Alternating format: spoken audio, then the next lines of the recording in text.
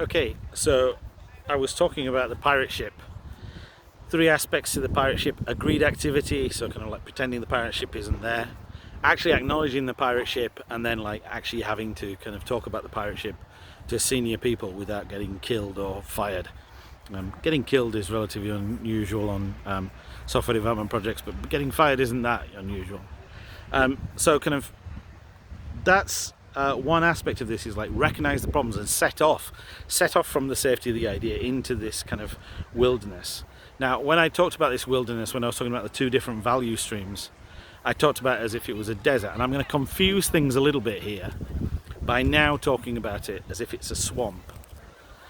And how does this help with negotiating this gap, this kind of hostile gap between the shiny idea, the weird value stream, and the value stream that we need to put together in order to get something that's useful and valuable to customers and to the organization? Well, this is a value swamp. This is basically a complex space that, unlike cars and Toyota, it hasn't been organized, it hasn't been put together for this product. There's lots and lots of things laying around which are useful.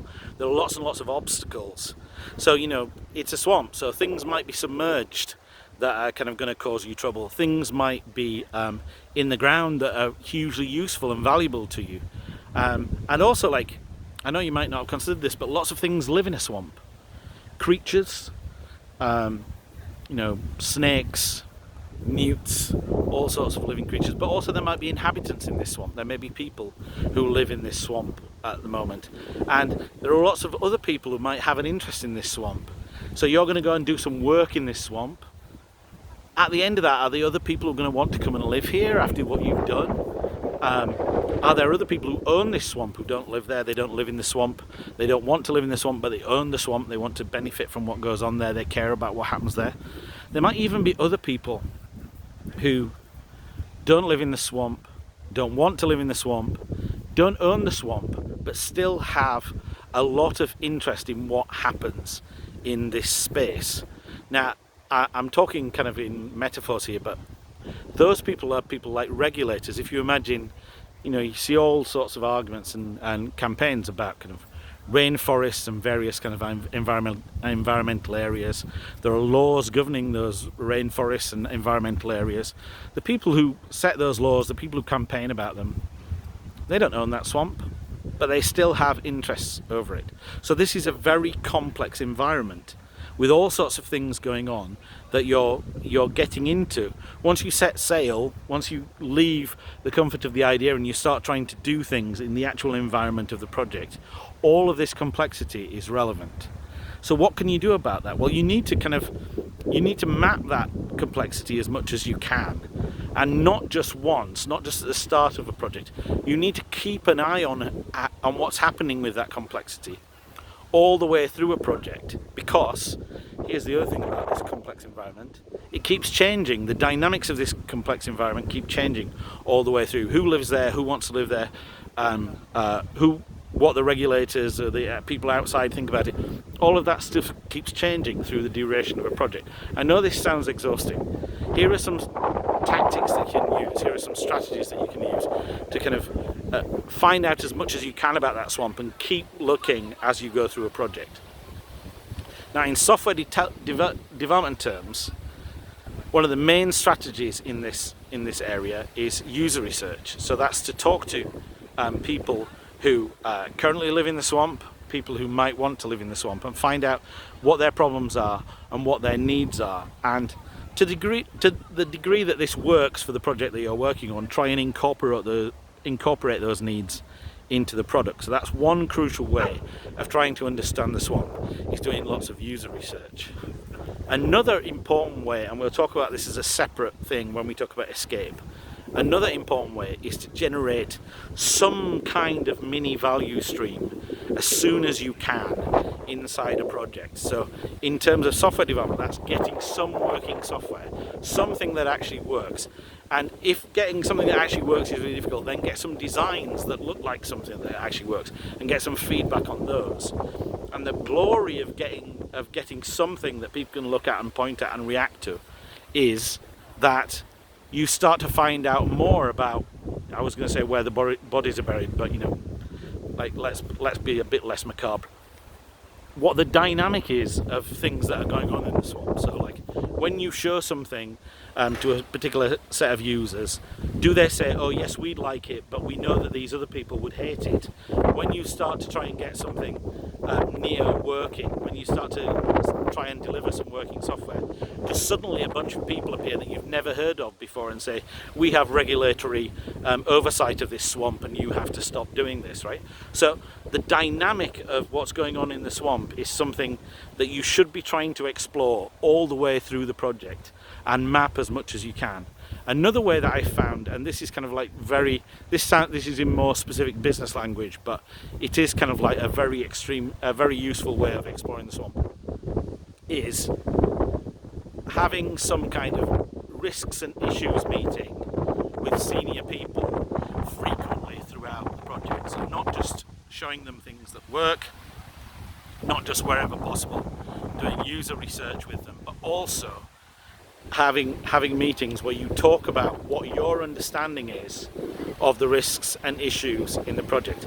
And again, if you remember in the last video, I was talking about the value of side-by-side rather than face-to-face. My experience is that if you put together a list of issues that you think are the problems for the project and you review them regularly, so this is kind of like side-by-side, you're not saying this is the risk, this is the problem. You kind of say, well, as far as we understand, these are the risks at the moment, and a lot of these have been reported by them. As you go through a project, those risks change. Shit happens, stuff goes on, it's a swamp, shit goes on, right?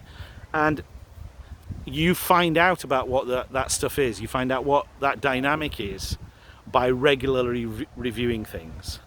So the point that I'm making here is that, and again, this is what when I talk about bad ways of looking at projects, I'll talk about the idea that work on a project is work, that it's all just the same work, that it's not differentiated, it's not complex, it's not difficult, it's not challenging. And when I'm talking about a swamp, I'm saying exactly the opposite. I'm saying this is a very difficult to understand environment, especially if this is the first time that you're involved in it.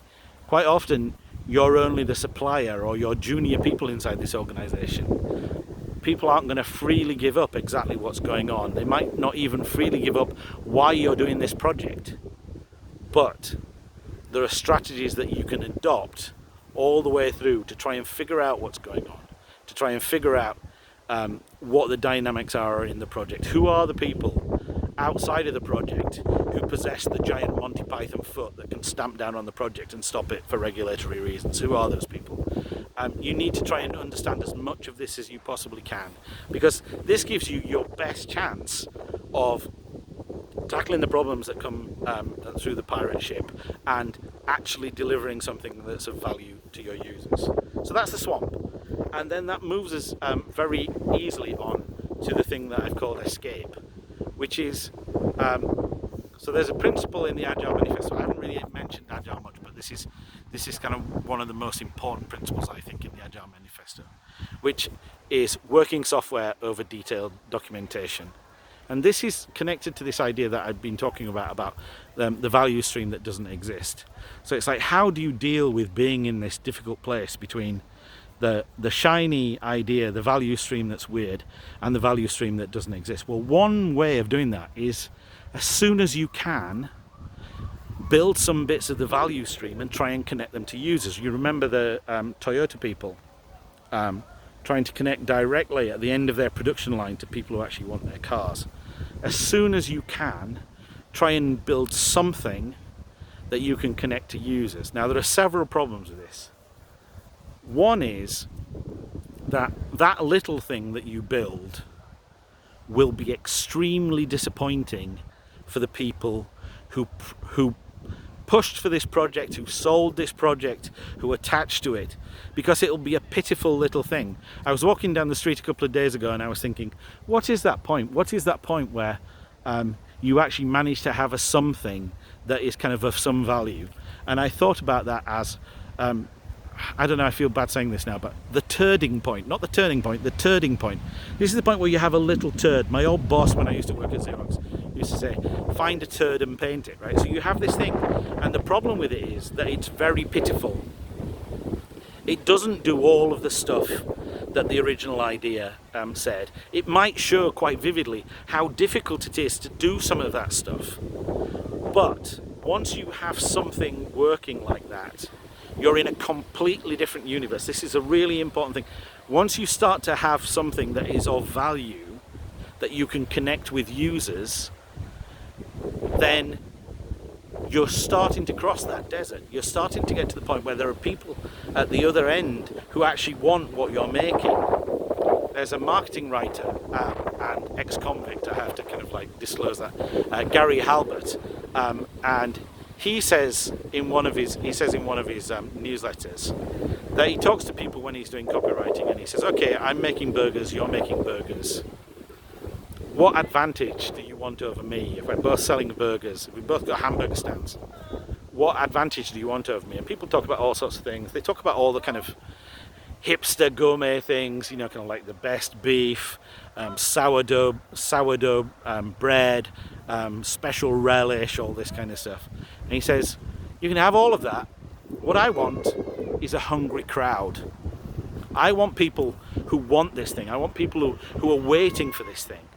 And if you can connect to those, this is why working software is so important. If you can connect to those people, then the dynamic of the project changes. This is kind of something that is kind of slightly weird.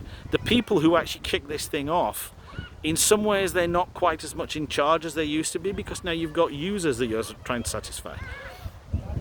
And that leads me to kind of something which is kind of problematic, and it's why this idea of like getting software out, getting software to escape, getting working software, starting to build that value stream, often meets so much resistance from the people who actually claim that they want this thing.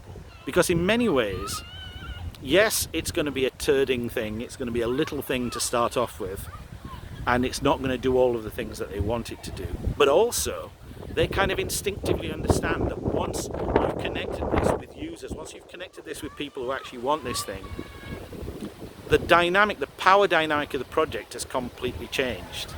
I once worked on a project for a big government organisation, and the person who was acting as the liaison between us and that organisation, these were like administrative officers, and she'd been it was a database product that allowed documents to be distributed across the country, and she'd been one of these administrative officers, and she saw an early demonstration of what we'd been doing, and rather than react negatively, rather than kind of say, oh God, this isn't everything I want it to be, she reacted positively. She said, okay, put that on a laptop, I'm going to go and take that to the other administrative officers, I'm going to show them this. And because she was one of them and they trusted her, she could take this thing that was a turd, it didn't really work very well, she could take this thing to them and she could say, look, it does this, it already does this thing that we know we really need. And don't worry about the fact that this interface is a bit rubbish, and don't worry about the fact that when I click this button I get an error. This is the main thing that it does. And at that point, that project completely turned around, because now the dynamic of that project was the people who were actually going to use it had connected to it and they wanted to pull. And that project just went from strength to strength. It had all sorts of problems. We've been tangling and arguing with the people who were like the project authorities over money and over environments and all sorts of things. But really, once we connected to genuine users, it was like, you know, the project was on rails. That's all we had to do from that point, was we had to deliver. We had to deliver the value that the users could perceive from what we'd already connected to. So this is the second way that I'm going to talk about. I talked about the swamp, and now I'm talking about escape. I talked about pirate ships. So what do you do to get across this desert? Well, you set off. You understand that the area that you're in is a complex space, and as soon as you can, you try and connect what you're doing to actual people who will value it.